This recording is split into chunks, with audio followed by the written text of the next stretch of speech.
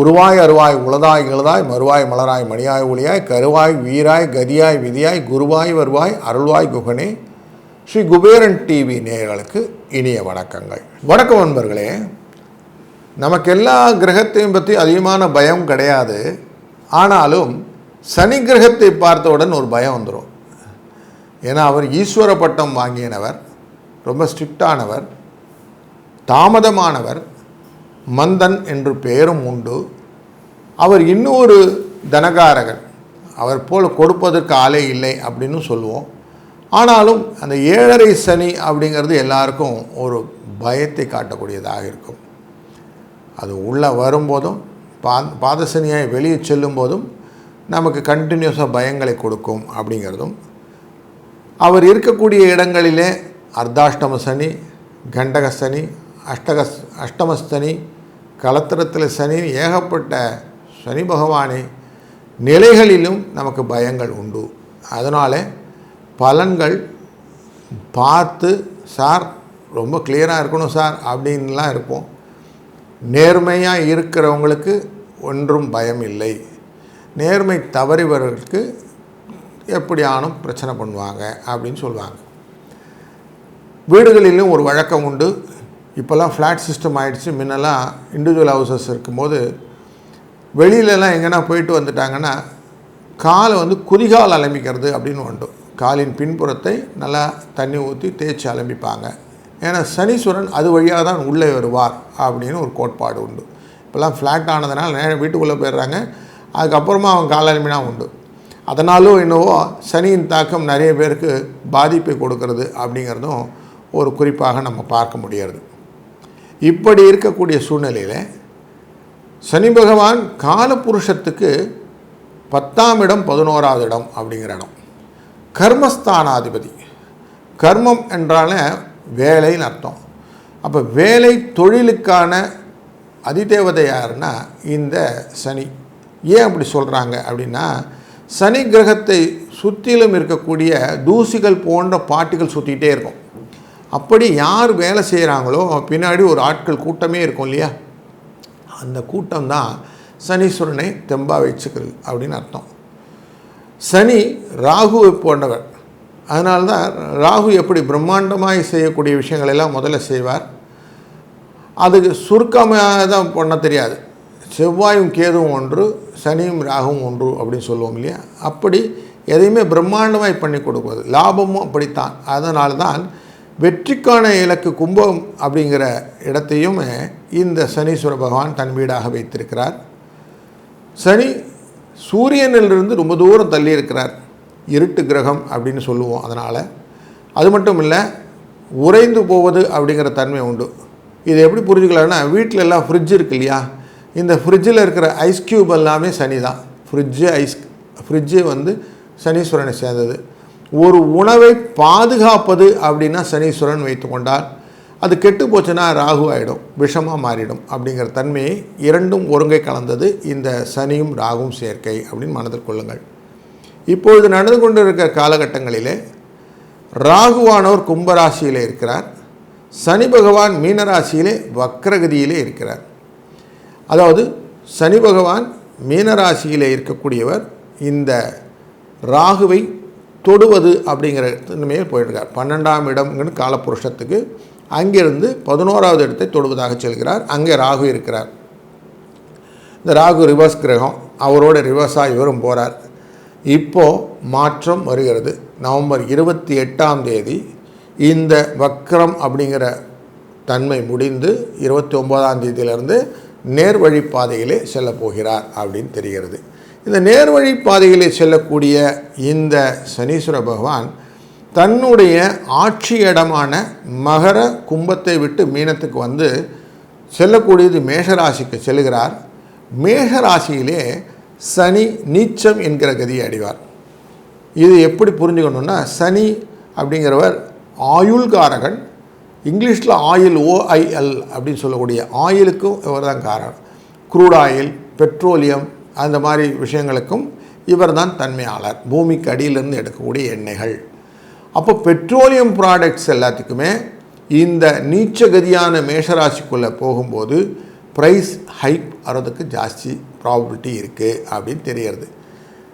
எப்படி sir hype ஆகும், இப்போ எல்லாம் கண்ட்ரோலில் இருக்குது அப்படின்னா, இல்லை அதுக்கான கால வர்த்தமானங்கள் வரும்போது டெஃபினட்டாக இதனுடைய ப்ரைஸ் வந்து பீக்கில் போகிறதுக்கு வாய்ப்பு உண்டு அப்படின்னு தெரிகிறது.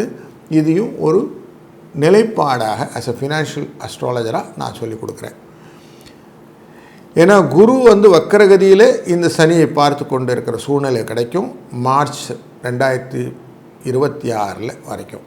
அப்படிப்பட்ட சூழ்நிலையில் இந்த சனி பகவான் நேர்பார்வையாக நேரடி மூமெண்ட்டாக கொடுக்க ஆரம்பிக்கும்போது ஸ்லோவாக தன்மைகளே போர் என்ற குணங்கள் வரும். அந்த போராட்ட குணங்கள், போர் என்ற குணங்கள் நேச்சுரலி இந்த ஆயில் ரிலேட்டடாக நிறைய ஹைப்பு கொடுக்கறதுக்கு ப்ராபபிலிட்டி இருக்குது அப்படிங்கிற இண்டிகேஷனையும் மனசில் வைத்துக்கொள்வோம்.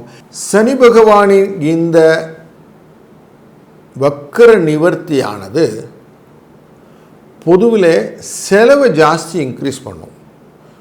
எப்படிப்பட்ட செலவுகள் அப்படின்னா, வெளிநாட்டு வர்த்தக தொடர்பு கொண்ட செலவுகளையும், கொஞ்சம் இல்லீகல் டிரான்சாக்ஷன் பண்ணுறவங்களெல்லாம் அடி வாங்குற மாதிரியும் நடக்கக்கூடிய சூழ்நிலையை இந்த சனி பகவான் ஏற்படுத்துவார். அப்போ எப்போல்லாம் ஃபெமா அப்படிங்கிற ஆக்டில் இருக்குது, ஃபெரா அப்படிங்கிற ஆக்டில் இருக்கிற எதையான கடத்துறது அப்படின்னு சொல்கிறாங்க இல்லையா, அந்த கடத்தல் வேலைகள்லாம் செய்வாங்களாம் நிறைய பேர் மாட்டக்கூடிய சூழ்நிலையை இனிமேல் கொடுக்கக்கூடியது இந்த வக்கர நிவர்த்தி காட்டி கொடுக்கும். அதுபோல் யாரெல்லாம் இந்த போதைக்கு அடிமையாகி போதைப் பொருளை கடத்துவது அப்படின்னு சொல்கிறாங்க இல்லையா, இவங்களும் இந்த காலகட்டங்களில் சிக்கிக்கொள்வதற்கான வாய்ப்புகளை இந்த சனி பகவானின் வக்கர நிவர்த்தி ஏற்படுத்தி கொடுக்கும். ஏன்னா இப்போ தொட்டுக்கிட்டு இருந்தது ராகுவை தொட்டார், இப்போ திரும்புகிறார். அதனால் இனி சீச்சி இந்த பழம் புளிக்கும் அப்படிங்கிற ஸ்டேஜில் திரும்புறதுனால கொஞ்சம் கொஞ்சமாக இந்த இல்லீகல் டிரான்சாக்ஷன்ஸ் இருக்கிறவங்கெல்லாம் மாட்டுவதற்கு, சிக்கிக்கொள்வதற்கு, சட்டத்தின் பிடியில் தண்டனை அனுபவிப்பதற்கு வாய்ப்புகள் நிறைய இருக்குது அப்படிங்கிற இண்டிகேஷன் நம்பர் 1. ரெண்டாவது இண்டிகேஷன், இது எல்லாமே கடல் நிலை தடந்து, அந்த மீனராசிங்கிறது கடல் நிலை, கடல் சார்ந்தது. இப்போ கடல் சார்ந்து செய்யக்கூடிய காரியங்கள் எல்லாமே யாரெல்லாம் எக்ஸ்போர்ட் ரிலேட்டடாக பிஸ்னஸ் பண்ணிட்டு இருக்கிறாங்களோ அவங்களுக்கெல்லாம் ஓவர் நைட் ஆப்பர்ச்சுனிட்டி அப்படிங்கிறது கிடைக்கும். மூன்றாவது, மறைந்த தொழில் அப்படின்னு சொல்லிட்டு சிலவங்க முகத்தையே காட்ட மாட்டாங்க. யாரெல்லாம் டைரக்டர்ஸ் அப்படிங்கிறவங்க ஃபிலிமில் கேமராவுக்கு பின்னாடி இருப்பாங்க, முகம் முன்னாடி வராது, நடிகர்கள் முன்னாடி இருப்பார்கள். இவர்களுக்கு தன் உழைப்பினால் வரக்கூடிய பலன்களையும் இன்டைரக்டாக இந்த பெனிஃபிட்டை கொடுத்துடக்கூடியது இந்த சனீஸ்வர பகவானின் இந்த பின்புலத்திலிருந்து இயக்கும் தன்மை. அதனால் இவங்களும் இந்த இடத்துல ஒரு முக்கியமான பங்கை வகிக்கக்கூடிய வாய்ப்புகள் உண்டு. இவங்கள்ட்டே நிறைய பணப்புழக்கங்கள் நிறைய வரும் அப்படிங்கிறது தெரிகிறது. யாரெல்லாம் ரொம்ப கஷ்டப்பட்டிருந்த வாழ்க்கையில் அப்படின்னு சொல்கிறாங்களோ அவங்களுக்கெல்லாம் உழைப்பினால் வரக்கூடிய லாபங்களை நிதர்சனமாக தரக்கூடியது இந்த சனியின் வக்கர நிவர்த்தி பயிற்சி அப்படிங்கிறத ரொம்ப நோட் பண்ணி அடிக்கோட்டு எடுத்துக்கலாம். இதுதான் நிதர்சனமாக இந்த வக்கரத்தின் நிவர்த்தி தரக்கூடிய பலன். இப்படிப்பட்ட சூழ்நிலையில் இந்த கர்மகாரகனான சனியினுடைய வக்கர நிவர்த்தி ஒருவருக்கும் தன்னுடைய இண்டிவிஜுவல் ஜாதகத்தில் எப்படி இருக்குன்னு பார்க்கணும் ஆசை இருக்கும் இல்லையா? வாருங்கள் தொடர்ந்து காண்போம். மிதுனம் ராசி நண்பர்களே, மிதுன ராசி அன்பர்களுக்கு மீன ராசியிலே இருக்கக்கூடிய இந்த சனியின் வக்கர நிவர்த்தி அப்படிங்கிறது நவம்பர் 29 எப்படி இருக்குன்னு பார்க்கிறோம். சனி பகவானுடைய இந்த வக்கர நிவர்த்தி கர்மஸ்தானத்திலே அமர்வது அப்படின்ற மாதிரி இருக்குது. தொழில் அப்படிங்கிற இடத்துல சனி பகவான் வக்கர நிவர்த்தியை பெறுவதும், தன் பார்வையாலே விரயஸ்தானமான ரிஷபராசியை பார்ப்பதும், மண்மனை வாகன யோகம் என்கிற கன்னிராசியை பார்ப்பதும், அதுபோல உங்களது கலத்திரஸ்தானமான தனுசு ராசியை பார்ப்பதும் குறிப்பிடத்தக்க மாறுதலை ஏற்படுத்தும். தொழிலிலே எந்த விதமான ஆயத்தங்களும் செய்யாமல் நீங்கள் இருந்தீங்கன்னா அது சரியாக வராது. இனிமேலுக்கு நீங்கள் உங்கள் பொறுப்பை உணர்ந்து வேலை செய்யணும். பொறுப்போடு வேலை செய்யும்போது சோர்வு உண்டாகும். அந்த சோர்வு அயற்சி அப்படின்னு சொல்லுவோம். அந்த சோர்வை நீங்கள் கொஞ்சம் ஓவர் கம் பண்ணிட்டீங்கன்னா போதும். இந்த காலகட்டங்களில் கொஞ்சம் கேட்பாரற்று எல்லாத்தையும் செய்வீங்க. அப்போ உங்கள் உடைமைகளை பாதுகாத்துக்கொள்ள வேண்டும், அதுவும் முக்கியம். நீங்கள் எதையும் அப்படி கேஷுவலாக விட்டுட்டு போகாமல் கொஞ்சம் கேர்ஃபுல்லாக எல்லாத்தையும் ஹேண்டில் பண்ண வேண்டிய சூழ்நிலையில் இந்த வக்கர நிவர்த்தியான சனி கொடுப்பார். யாரும் எடுத்தெறிஞ்சு பேசுறது கூடவே கூடாது.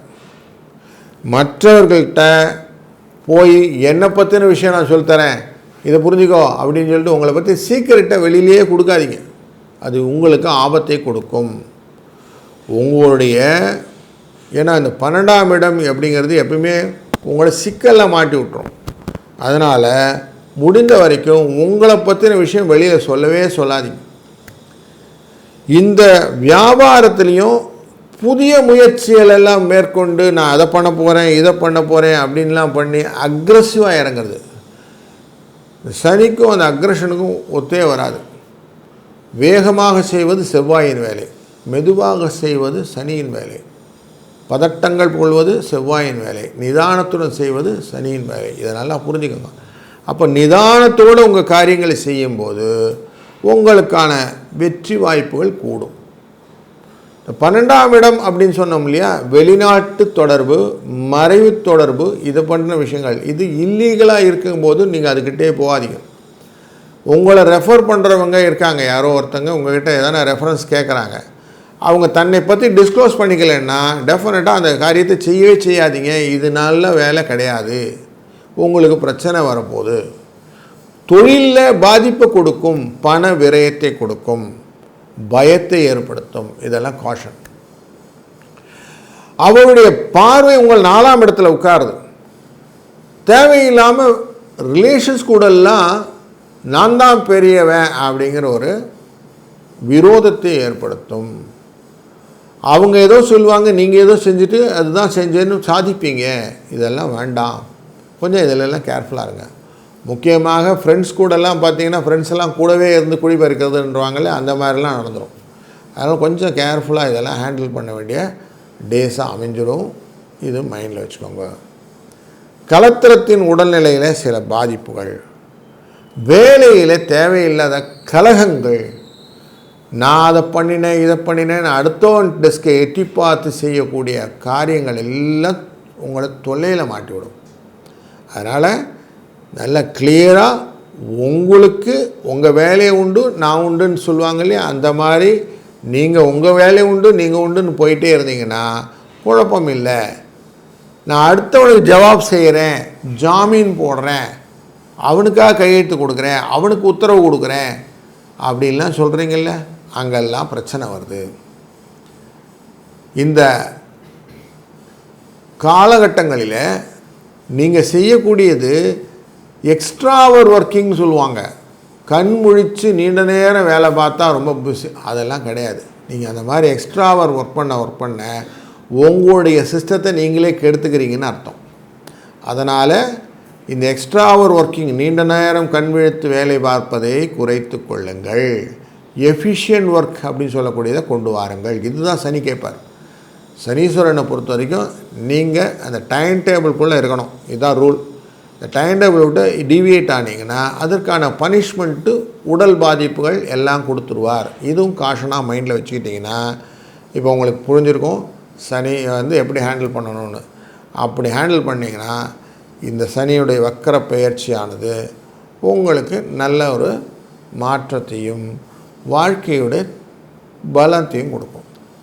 பரிகாரமாக என்ன செய்கிறது அப்படின்னா, எல்லா மாதத்துலேயும் ஏகாதசி விரதம்னு ஒன்று வரும் இல்லையா, அவசியம் அந்த ஏகாதசியும் போது விஷ்ணுவின் வழிபாடு நீங்கள் விரதம் இருந்து மேற்கொள்வீர்களானால், இந்த ஏகாதசி விரதத்தில் பெருமாளுடைய வழிபாட்டினால் உங்களுக்கு வரக்கூடிய லாபத்தின் தன்மை தொழிலிலே அதிகப்படுத்த முடியும் அப்படிங்கிற உண்மையை புரிந்து கொண்டு தொடர்ந்து ஏகாதசி விரதம் இருக்க ஆரம்பிங்க. இந்த ரம ஏகாதசின்னு இந்த நவம்பர் மாதமே வரும். இதிலேருந்து ஆரம்பித்து நீங்கள் பண்ணுங்கள். இல்லை அடுத்த கார்த்திகை மாதத்தில் கைசிகை ஏகாதசின்னு வரும். அன்றையிலிருந்து நீங்கள் தொடர்ந்து ஒவ்வொரு ஏகாதசிக்கும் விரதம் இருக்க ஆரம்பிக்க உங்களுக்கு நீங்களே ஃபீல் பண்ணுவீங்க, ஓஹோ என் வாழ்க்கையில் இவ்வளோ மாற்றங்கள் வந்துவிட்டே அப்படின்னு சொல்லிட்டு. அப்படி இருக்கும். இந்த சனீஸ்வரன் சனியை போல் கொடுப்பார் இல்லைன்றதை நிதர்சனமாக உணரக்கூடிய காலம் உங்களுக்கு உண்டு. வாழ்க வளத்துடன். ஸ்ரீ குபேரன் டிவியை பார்த்தமைக்கு நன்றிகள். மேலும் இது போன்ற தகவல்களை தெரிந்து கொள்ள ஸ்ரீ குபேரன் டிவியை சப்ஸ்கிரைப் செய்யுங்கள். மறக்காமல் பெல் ஐக்கானை கிளிக் செய்யுங்கள்.